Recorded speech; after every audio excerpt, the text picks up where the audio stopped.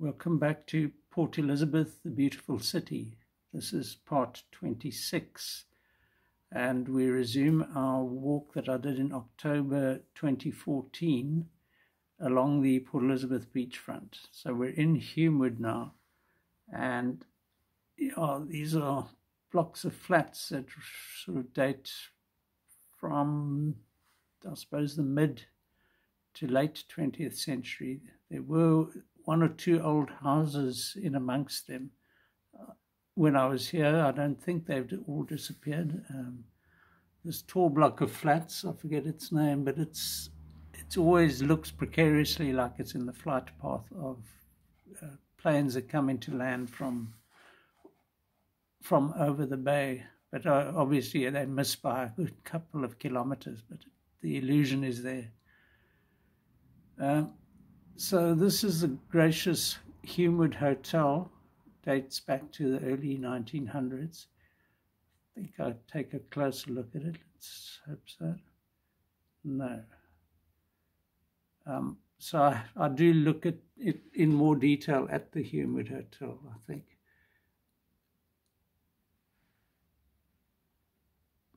But this was just a quick walk along the beachfront to take in everything. There's an old church there with a dome. It's a Greek, I think, or I can't remember. Anyway, along this stretch of beachfront, they have attempted to install a few pieces of sculpture and so forth. Oh, there's the Humewood. So originally it didn't have this second story in the middle here. That was a later edition. It was just a single story. I think it had, up there and then, and when I was last here a few weeks ago, unfortunately they painted this thing a most garish blue. It's just in such poor taste, which is sad. So another really historic part of PE, this, and if only everything could be properly maintained.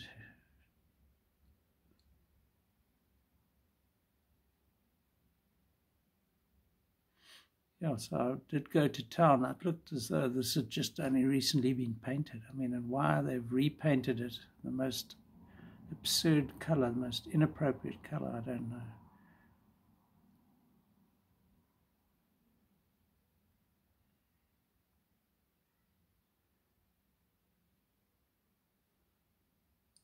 And here an anchor, which anchors it in the bay. I don't know if there was any relevance to that anchor. Okay, so now this is the entrance to the first beach as one heads away from the harbour, and that's King's Beach, which was established from about the 1930s when the harbour wall was built. And next to it, inland of the parking lot, is this little go-kart track. The oil tanks you can just see in the distance there, and then next to them manganese ore dumps. So here, right next to our prime beach, the harbour's beyond there, you can see the cranes. Are these? I mean, this thing in itself is a danger, because if something causes an explosion, that they say the blast will take out anything within a few kilometers of it.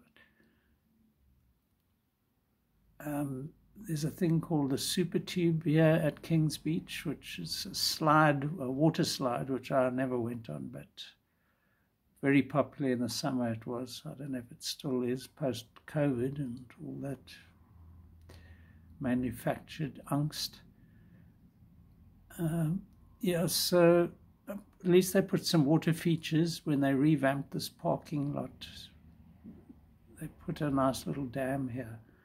And I've seen some water birds, wild birds coming in there, and there's some nice reeds. It's quite a nice attraction, though. Again, this is soon after it was completed, so who knows if it's deteriorated.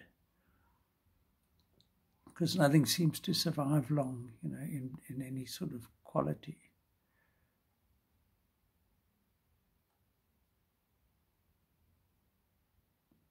So this is the go-kart track, not much used, I don't think, anymore. And then this is the end of the line, the railway line from the harbour up to here, and this is actually where the Royal train was parked when King George VI visited Port Elizabeth in 1947, and the beach that was developed nearby was named in honour of that visit. Apparently Queen Elizabeth to be swam there with Margaret. So yeah, I like railway lines. Like, they're just something that sort of really gives you a sense of perspective, literally.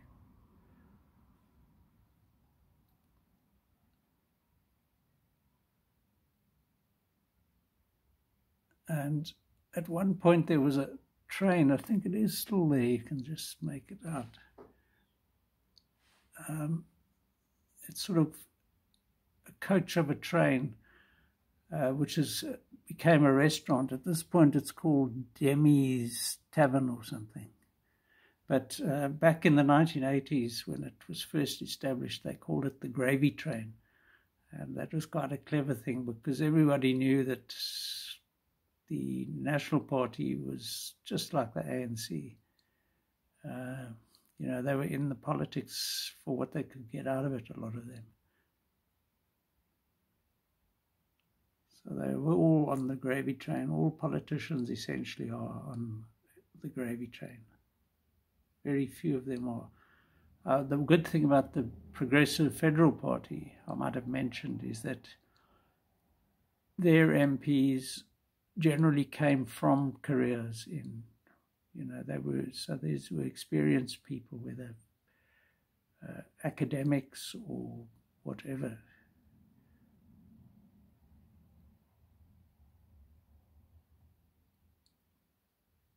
No hawking, geen smosery, and then the Xhosa word. Now, back in the day, under apartheid, that would have said whites only. That is how blatant apartheid was. And this one, I don't know if we focus on it. I think it's just about parking here or something. But, of course, there's the litter problem. Yep.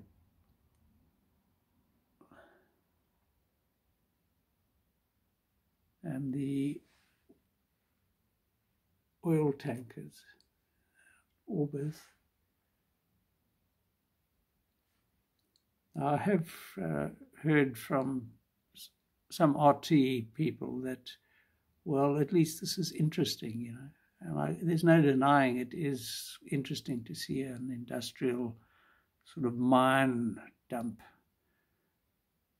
right on your doorstep. But the ore dust is a huge problem, and these trucks that are now bringing these things in by the ton are destroying the roads, causing pollution, dropping gravel everywhere, and it's just not a good idea.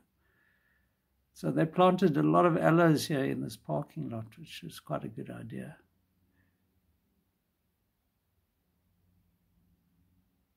I caught it just after it had been completed, so it all looks pretty pristine now. And being spring, you know, October, look at the flowers.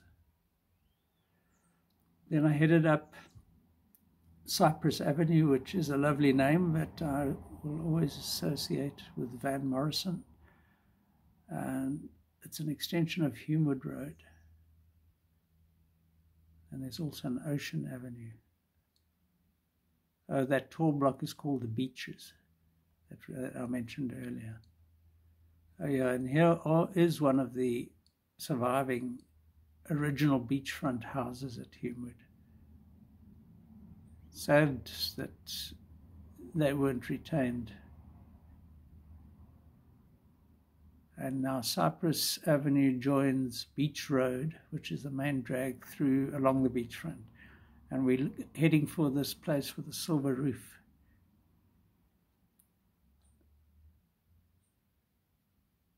It doesn't look like much, but it's on the seaward side of the main road. And we're on that side of the road now. I'm looking out over towards the harbour there.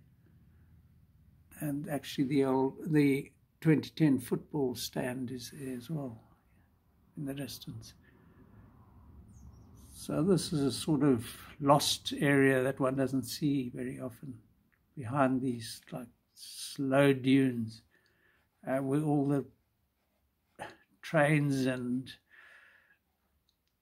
stuff happen. And here we get a nice close-up of the fuel tanks, oil tanks, which since soon after I arrived in PE, there was always talk that they were going to relocate these things and this all berth somewhere. It wasn't going to stay here forever. But now they built Kuche Harbour. It's been there for at least 10, 15 years. And they still haven't done anything to relocate this. So here's a battered looking old bit of a train. And then I'm walking back to this building with a silver roof. I hope to have some information for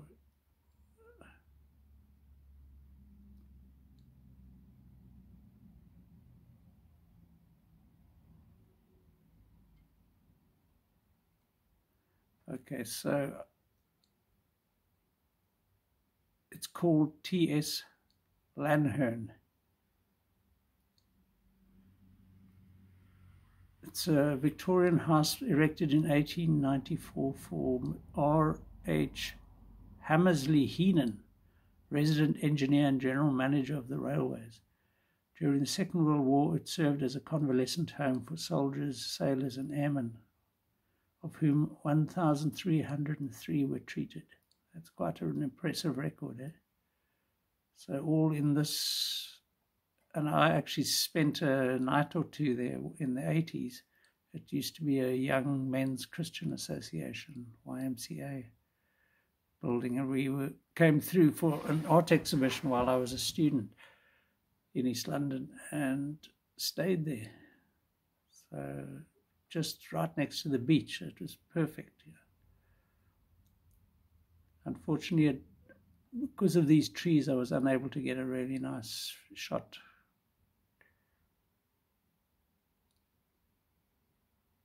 It talks about my stay there. And I think even these trees are kind of heritage protected. But now this was a major part, and I think I'm going to get onto it in a fresh section. This is the start of a little chapter on South End. We're going to start at the South End Museum. I don't go into it, but this is the part. This is a little memorial there. So till the next time, cheers.